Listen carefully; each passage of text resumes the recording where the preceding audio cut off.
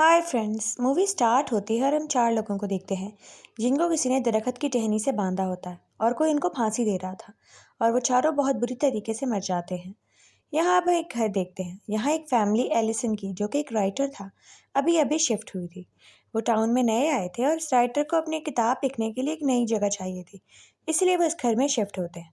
वो अपना सामान अपने ऑफिस के अंदर शिफ्ट कर रहा होता है क्योंकि उसने अपना नई बुक जो लिखनी थी वो यहीं से स्टार्ट करनी थी। ये फ्रेश स्टार्ट था। भाई डेप्यूटी आए हुए थे जो जानते थे कि एक राइटर है और ये क्रिमिनल राइटर है, इसलिए लोग उसको ज़्यादा पसंद नहीं करते। वो उसको कहते हैं कि हमें यहाँ पे कोई प्रॉब्लम नहीं चाहिए, आप अपनी किताब लिखिए और यहाँ से जाइए। अब यहाँ पर उसकी बेटी अंदर अपनी पेंटिंग कर रही होती है, अपने रूम को डेकोरेट कर रही थी। उसके फादर उसके पास आते हैं और उसकी बच्ची बहुत नाराज़ थी। वो कहती है कि हम अपने घर कब जाएंगे वापस। उसके फादर कहते हैं जैसे ही मैं बुक लिख लूँगा हम अपने घर वापस चले जाएंगे और इस दफ़ा मैं एक बहुत कमाल की बुक लिखूँगा और तुम्हारे फादर दोबारा फेमस हो जाएंगे। और ये कहते ही वो अपनी बेटी के साथ बाहर आ जाता है। उसकी वाइफ वहाँ खड़ी होती है और वो कहती है डेप्यूटी को आराम से तसल्ली से बात करके भेज दो, उन्हें बता दो कि हम यहाँ कोई ट्रबल नहीं चाहते, अपना काम करके यहाँ से चले जाएंगे। डेप्यूटी कहता है कि मैं आपका फ़ैन नहीं हूँ, बस आपका काम लोग इतना पसंद नहीं करते यहाँ पर, मैं आपको बस ये बताने आया हूँ और अगर कोई आपको तंग करे तो प्लीज़ मुझे बता दीजिएगा। अब यहाँ उसकी बीवी उसके पास आती है, कहती है कि हम लोग तंग आ चुके हैं घर बदल बदल के, तुम अपनी नॉवल लिखो और यहाँ से चले हम लोग। वो कहता है तुम परेशान मत हो, मैं बहुत ही अच्छा राइटिंग करूँगा। और यहाँ पर हमें ये रिवील होता है कि वही घर है जहाँ पर लोगों की सुसाइड हुई थी। अब यहाँ पर वो अपने घर में आता है और ऊपर एटिक में उसको एक बॉक्स नज़र आता है, जिसको देखकर वो बहुत फैसिनेट हुआ था कि ये बॉक्स यहाँ पर कैसे आया। वहाँ पर एक स्पाइडर भी था जिसको मारने के बाद वो बॉक्स उठा के नीचे आ जाता है क्योंकि वो देखना चाहता था कि उस बॉक्स में क्या है जो इस घर में पहले ही मौजूद था। उसके अंदर एक प्रोजेक्टर था और कुछ कैसेट्स थी जिनके ऊपर डिफरेंट डिफरेंट स्टोरी लिखी हुई थी। कोई पिकनिक की थी, कोई बारबेक्यू पार्टी की थी। उसको लग रहा था कि शायद जो घर में पहले रहते थे उनका प्रोजेक्टर होगा और उनकी ये बुक्स होंगी और उन्हीं के बारे में तो वो यहाँ पे जानने आया था। वो ये लेके नीचे अपने ऑफिस में रख देता है और डिनर टाइम होता है, अपने बच्चों के साथ खाने के लिए बैठ जाता है। उसकी बीवी कहती है जो तुम्हारा काम है अपने ऑफिस तक रखना, और बच्चों को मना करती है कि पापा के ऑफिस में कोई नहीं जाएगा क्योंकि वो जैसा काम है उसको पसंद नहीं होता। अब रात हो जाती है और वो ऑफिस में अपना काम करने के लिए आ जाता है। उसकी फैमिली सो गई थी और वो इस फैमिली के ऊपर पूरी तरीके से रिसर्च कर रहा था। स्टेफनी बच्ची गायब थी और बाकी चार लोग मर चुके थे। अब वो पता लगाना चाह रहा था कि इस बच्ची के साथ हुआ क्या। इसी टॉपिक के ऊपर उसने अपना नया नॉवल लिखना था जो कि उसके लिए बहुत ज़्यादा मास्टरपीस होने वाला था। वो सारी इन्फॉर्मेशन इकट्ठी कर रहा था कि इसके यहाँ पर हुआ क्या होगा। वो गैस कर रहा था क्या हो सकता है।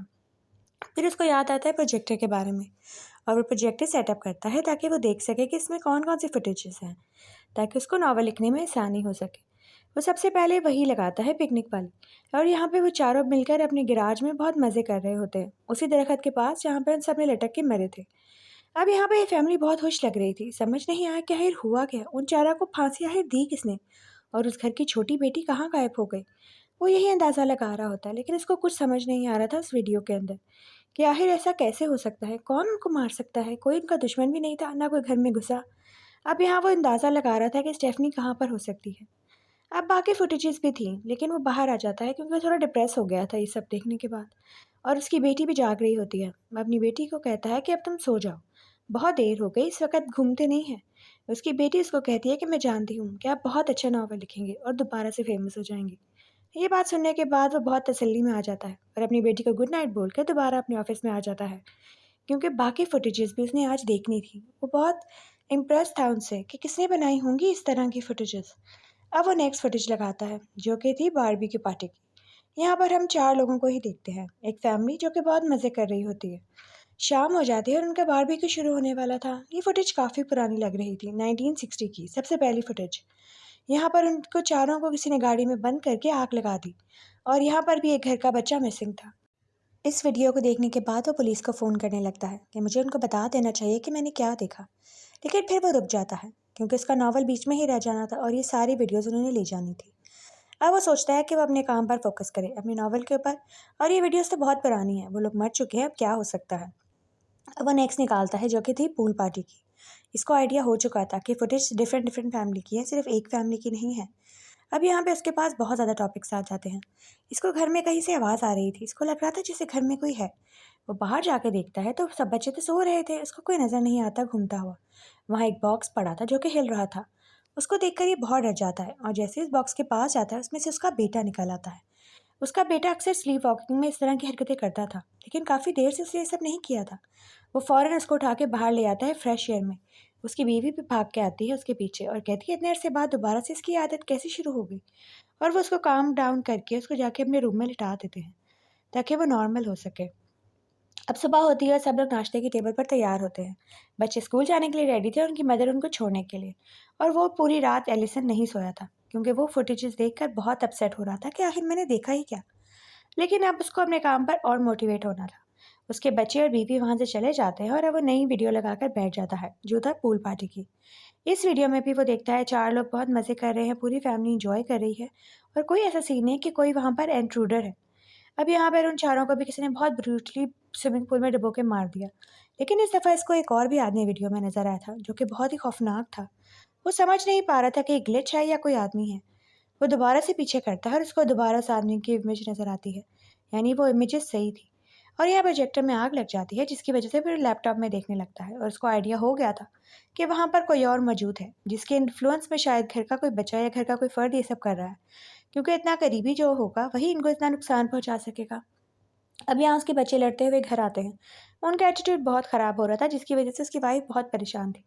वो कहती जल्दी से अपना काम करो और हम यहाँ से जाए। अब वो एक नई फुटेज लगाता है जो कि थी स्लीपी टाइम, यानी यहाँ पर सब लोग रात में सो रहे होते हैं और कोई बहुत ही ब्रूटली उन सबकी गर्दनें काट देता है। अब ये भी कोई घर का आदमी ही कर रहा था क्योंकि यहाँ पर भी एक बच्चा मिसिंग था। वो समझ नहीं पाता कि इतनी ब्रूटली कौन बना के वीडियो शूट करता होगा। वो बहुत अपसेट रहने लगा था जब से उसने ये वीडियोस देखनी शुरू की थी। वो समझ नहीं पा रहा था कि एक नॉवल से वो कहाँ पर आ गया। यहाँ पर इसको कोई साइंस भी नज़र आते हैं।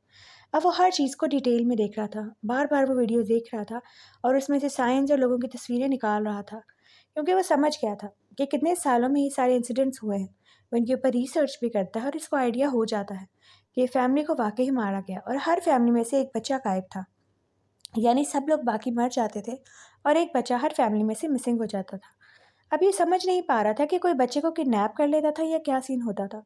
अब फिर रात में उसके घर में डिस्टर्बेंस होती है जिसकी वजह से वो बाहर आता है देखने के लिए, लेकिन यहाँ पर इस दफ़ा भी इसको कोई नज़र नहीं आता।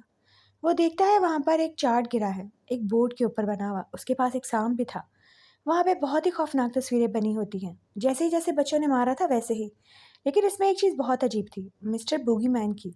यानी बच्चों ने जिसने अपनी पूरी फैमिली को मारा होगा वही ड्राइंग बना रहा होगा, और कौन बनाएगा। वो यहाँ पर बहुत डर जाता है, उसका पाँव स्लिप होता है, वो नीचे गिर जाता है। नेक्स्ट डे उसकी बीवी और उसका डेप्यूटी यहाँ पर आ जाते हैं। उसके पाँव की मरहम पट्टी होती है और वो कहता है आप यहाँ पर ध्यान से रहें, अपने काम पे फोकस करें और घर में बिला वजह इधर-उधर मत घूमें। ये बहुत पुराना घर है। और यहाँ पर जब उसकी चीज़ें देखता है तो डेप्यूटी को आइडिया हो जाता है कि यहाँ पर कुछ और ही चल रहा है। वो कहता है कि अगर आपके पास और केसेस भी आए थे तो आपको मुझे इसके बारे में बताना चाहिए था। मैं आपका साथ दूंगा, मैं आपको इन्फॉर्मेशन ला कर दूंगा और आप इस चीज़ को क्रैक कीजिएगा कि सारे केसेस कैसे हो गए, क्योंकि सारे केसेस आपस में जॉइंट हैं, एक ही तरीके से मारे गए हैं। 8-10 वीडियो से जिनसे आइडिया हो जाता है कि एक ही तरीके से पूरी फैमिलीज़ को मारा गया है। अब वो नेक्स्ट डे अपने काम पर फिर से लग जाता है। उसका पूरा फोकस एक अच्छा नावल लिखने पर था, लेकिन अब उसका फोकस ये पता लगाने में हो चुका था कि आखिर ये सारे मर्डर्स हुए कैसे, किसने किए। उसको समझ आ रहा था कि एक और फिगर भी है जो इन सब में मौजूद है, द बूगीमैन। अब यहाँ पे डेप्यूटी भी इसको कहता है कि मैं आपकी पूरी तरीके से हेल्प करूँगा। मैं आपको सारी इन्फॉर्मेशन केसेस के ऊपर ला कर दूँगा जो पुराने आप देख रहे हैं। हमें पता लग जाएगा कि कौन किस घर में रहता था और उसके साथ कैसे हुआ। यहाँ उसको बूगीमैन की तस्वीर तो निकल आई थी। उसको आइडिया हो गया था कि जो भी है, हर वीडियो में ये मौजूद होता है। यह डेप्यूटी उसको सारी इन्फॉर्मेशन फ़ोन करके दे देता है और उसको बताता है कि आप जो कह रहे थे वो बिल्कुल ठीक है। ये सारे मर्डर्स आपस में कनेक्टेड हैं। ये सब लोग एक ही घर में रह चुके हैं जहाँ पे मर्डर्स होते हैं। और आप बिल्कुल ठीक कह रहे थे। ये 1960 से स्टार्ट हुआ था, जो सबसे पहली वीडियो बारबेक्यू वाली थी। और यहाँ पर हम इमेज देखते हैं उस बूगीमैन की जो कि हिल रही थी। इस आदमी को और भी पिक्चर्स मिलती है जिसके ऊपर इसके ऊपर बच्चों के हाथ लगे हुए थे। अब नेक्स्ट रात वो फिर सो जाता है और फिर उसकी आंख किसी डिस्टर्बेंस से खुलती है। उसको आइडिया अब हो गया था। उसके रूम में रोज़ रात को प्रोजेक्टर पे वही वीडियो चल रही होती थी, लेकिन वहाँ पर कोई मौजूद नहीं होता था। वही वीडियो जहाँ पे सारे लोग मर रहे थे। वो समझ नहीं पा रहा था कि आखिर उसके घर में ये प्रोजेक्टर कौन चलाता है। जब वो सोता था रात में प्रोजेक्टर ऑन हो जाता था। अब बाहर उसको उसी बूगीमैन की अपनी शक्ल नज़र आती है। वो देखता है कि वहाँ पर बाहर कोई है और जैसे ही वो बाहर जाता है उसको अपना बेटा वहाँ पे बेहोश पड़ा हुआ मिलता है। वो अपने बेटे को उठाकर अंदर ले आता है और यहाँ वही गायब हुए बच्चों का रिफ्लेक्शन हम उसके पीछे देखते हैं। उसकी वाइफ कहती है हमें यहाँ से जाना होगा, हमारे बच्चों का रवैया बहुत ख़राब हो गया है। मगर अभी भी वो अपने काम में बहुत ज़्यादा फोकस था। डेप्यूटी उसके पास आता है और उसको बताता है कि आपको इस घर से चले जाना चाहिए। जो कुछ भी हो रहा है ये आपकी फैमिली के और आपकी सेहत के लिए बिल्कुल ठीक नहीं है। जो भी है आप इस घर से बाहर जाके भी इसके बारे में इन्फॉर्मेशन ले सकते हैं। और वो उसको एक प्रोफेसर के बारे में बताता है, प्रोफेसर जोनस, जिसके बारे हर चीज़ की इन्फॉर्मेशन है। शायद वो आपको गाइड कर सके। वो हमारे भी काफ़ी केसेस में हेल्प करते हैं। जो साइंस आपको मिले हैं वो नॉर्मल नहीं है। आप उससे ज़रूर इस बारे में बात कीजिएगा। और वो उसको मैसेज ड्रॉप कर देते हैं। अब नेक्स्ट रात वो दोबारा वीडियोस चला रहा होता है क्योंकि उसको आइडिया लेना था कि सब कुछ हो क्या रहा है। वो सोचना चाह रहा था कि इसमें और भी कुछ हो सकता है, हिंट्स जो उसको मिल सकते हैं। अब यहाँ पर एक लास्ट वीडियो रह गई थी जो वो लगा कर देखता है। यहाँ पर भी एक फैमिली बहुत आराम से सुकून से बैठी होती है और बहुत ही ब्रूटली उनका एक ग्रास कटर से मर्डर हो जाता है और वहाँ पर भी एक बच्चा मिसिंग था। अब उसको आइडिया हो गया था कि जो भी है ये बुकी मैन जिसकी बच्चों ने तस्वीर बनाई है वो सच है। और यहाँ पर उसकी उस प्रोफेसर से बात होती है जो कि उसको गाइड करते हैं कि जो साइन आपने भेजे हैं वो बहुत ही पुराना उनका एंसेस्टर से मिलता है। मतलब वो बहुत ही पुराने साइंस है। और जिसके बारे में आप बात कर रहे हैं उसको चिल्ड्रन ईटर बोलते हैं। काफ़ी फोक लैंग्वेज स्टोरीज में उसका जिक्र है। वो बच्चों को जैसे गायब करके अपने realm में ले जाता है। और ये वीडियोज़ और तस्वीरों के थ्रू ही आपके वर्ल्ड में एंटर हो पाता है। आप जो कर रहे हैं वो बहुत ख़तरनाक है। अगर आपके पास इससे रिलेटेड कोई चीज़ है तो उसको ख़त्म कर दें। इससे अपनी फैमिली को और अपने आप को बचाएं। लेकिन वो उसके बारे में उसको बता भी नहीं सकता था क्योंकि उसने अपनी कहानी पूरी करनी थी। अब नेक्स्ट रात वो फिर उठता है और फिर उसके कमरे में वही प्रोजेक्टर ऑन था। वो समझ नहीं पा रहा था कि कौन है। वो बैग लेके पूरे घर में घूमता रहता है। और यहाँ पर वही होता है। वही बच्चे जो कि मिसिंग थे, बहुत ही खौफनाक शक्ल में उसके घर में घूम रहे होते हैं। उसको नज़र नहीं आ रहा था जैसे कि वो सोल्स हों या किसी और डायमेंशन में हों। वो उसके घर में पूरी तरीके से राज कर रहे थे, इधर से उधर भाग रहे थे। और वो समझ नहीं पा रहा था कि उसके घर में कौन है आखिर। किसकी आवाज़ है जिसकी दस्तक से वो रोज़ उठ जाता है। अब वो आके प्रोजेक्टर को बंद करता है और अपने बच्चों को देखता है जो अपने अपने कमरे में सो रहे थे। लेकिन उसकी बेटी के कमरे में एक बच्ची मौजूद थी जो उसकी बेटी से बात कर रही थी। यानी इनके फैमिली के अंदर तो असरात आना शुरू हो गए थे। अब वो सुबह उठता है और वहाँ पर डेप्यूटी आता है। वो उसको बताता है कि जो आप कर रहे हैं वो बिल्कुल ठीक नहीं है और आपकी सेहत बहुत ख़राब हो रही है। आपको इस घर से चले जाना चाहिए और इस स्टोरी को अबैंडन कर देना चाहिए। ये केसेस बहुत ही खतरनाक है और कहाँ से लिंक हो रहे हैं हमें इसके बारे में कुछ भी नहीं पता। वो आदमी कहता है मुझे लगता है कि कुछ सुपरनैचुरल चीज़ हो सकती है। लेकिन डेप्यूटी उसकी बात नहीं मानता। यहाँ उसके बच्चों का रवैया भी बहुत ख़राब होता जा रहा था। उसकी वाइफ भी उससे लड़ रही थी कि हमें इस घर से निकलना होगा। तुम एक इस तरह के घर में बच्चों को ले आए हो जहाँ पे मर्डर हुआ था। तुमने कैसे बेवकूफ़ी कर दी। लेकिन वो उस बात पे राज़ी नहीं था। वो कहता है मुझे अपना काम कंप्लीट करना है। लेकिन उसकी वाइफ एंड पर उसको मना ही लेती है कि हमें इस घर से वापस चले जाना चाहिए। तुम्हें जो करना है तुम अपने घर जाके करो। और वो इस बात पर भी राज़ी हो जाता है क्योंकि वो भी डरने लगा था। अब फिर उसकी रात में आँख खुलती है और जैसे ही उसको आवाज़ आती है वो वहाँ पर जाता है। और ये आवाज़ एटिक से आ रही थी। वहाँ पर वो पहली दफ़ा उन बच्चों को देखता है जो कि वही प्रोजेक्टर पे वीडियो लगाकर देख रहे होते हैं। और वहाँ पर वही आदमी जिसको भूगोल के नाम से उस प्रोफेसर ने बताया था, वो वही था, चिल्ड्रन ईटर। उसने सारे बच्चों को अपने पास इकट्ठा किया हुआ था। ये खौफनाक मंजर देखकर वो नीचे गिर जाता है। और जैसे ही वो गिरता है वो वहाँ से भागता है, प्रोजेक्टर को आग लगा देता है और अपनी बीवी को जाके कहता है कि हमें यहाँ से जाना होगा। बच्चों को उठाओ और उनका सामान पकड़ो, हम यहाँ से चलते हैं। उसी वक़्त गाड़ी में अपने बच्चों को, फैमिली को लेकर वहाँ से चला जाता है, क्योंकि अब उसने अपनी आँखों से सब कुछ देख लिया था। वो जानता था कि अब इसकी जान को भी खतरा हो सकता है और इसके बच्चों की भी। वो अब उसको नज़र आना शुरू हो गए थे, यानी जो उसको लग रहा था सुपरनैचुरल वो सच था। अब वो अपने घर में आ गए थे, उसकी फैमिली नॉर्मल हो गई थी, उसकी बीवी-बच्चे बहुत खुश थे और यहाँ पर वो अपने ऑफ़िस में दोबारा अपना काम शुरू करता है। उसको लग रहा था शायद प्रोजेक्टर जलाकर वो सेफ हो चुका है। अब यहाँ पर उसी प्रोफ़ेसर ने इसको कुछ लिंक्स भेजे हुए थे, जिससे उसको आइडिया हो जाता है खोल के कि वह बहुत ही बुरी चीज़ में फँस चुका है। तो प्रोफ़ेसर उसको बताते हैं कि ये जो भी है, ये अब जिस बच्चे को दिख जाए उसकी जान नहीं छोड़ता। यानी वो प्रोजेक्टर तुम्हारे किसी बच्चे ने देखा तो नहीं? लेकिन वो कहता है कि नहीं, किसी बच्चे ने नहीं देखा। ये वीडियो सिर्फ़ मैंने खुद देखी है और मैंने इस प्रोजेक्टर को जला दिया था। वो कहता है जलाने से भी शायद कुछ ख़त्म ना हो। लेकिन जो भी है, अब तुम्हें अपने आप को और अपनी फ़ैमिली को खुद बचाना होगा। डेप्यूटी उसको बार-बार फ़ोन कर रहा था, जिसका फ़ोन वो नहीं उठा रहा था क्योंकि वो अभी बिज़ी था। अब यहाँ पर वो ऊपर अपने एटिक में जाता है कुछ सामान रखने के लिए, तो वहाँ पर वही प्रोजेक्टर वाला बॉक्स दोबारा मौजूद था, जिसको देखकर वो बहुत डर जाता है, खौफ़ज़दा हो जाता है। आखिर ये दोबारा इसके पास कैसे आ सकता है? उसने तो इसको आग लगा दी थी। अब उसको आइडिया हो गया था कि जो भी है ये नेचुरल चीज़ इसके पीछे थी। इधर एक स्टैंडर्ड कट भी उसको मिलता है, यानी कोई स्पेशल वीडियो थी इस दफ़ा इसके पास। अब वो अपने प्रोजेक्टर में इसको सेटअप करता है और उसको चलाता है, क्योंकि अब उसको देखना था कि क्या है। और यहाँ पर वो जब वीडियोज़ चलाता है तो उसको एक बहुत ही खौफ़नाक हकीकत पता चलती है। वही बच्चे जो कि मिसिंग चाइल्ड थे, उन्होंने ही अपनी फैमिली को मारा था।